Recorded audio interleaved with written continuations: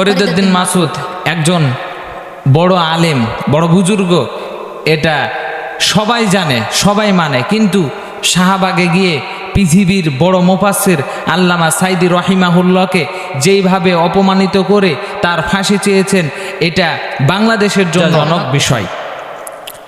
সেজন্য অনেক আলেমেরা এই ফরিদউদ্দিন মাসুদের বিপক্ষে চলে গিয়েছে। কিছুদিন আগে মাহমুদুল হাসান গুনুবি উনি বলেছেন যে এই ফরিদউদ্দিন মাসুদ একে বয়কট করা লাগবে।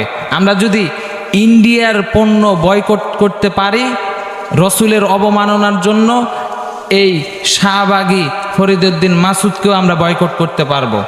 শুধু তাই না, রফিকুল ইসলাম মাদানীও এই একই কথা বলেছেন, ফরিদউদ্দিন মাসুদকে বয়কট করার কথা বলেছেন। সেজন্য আল্লাহ তাআলা বলে, ওয়াতু ইজ্জু মান তাশা ওয়াতু যিল্লু মান তাশা বিয়াদিকাল খায়র ইন্নাকা আলা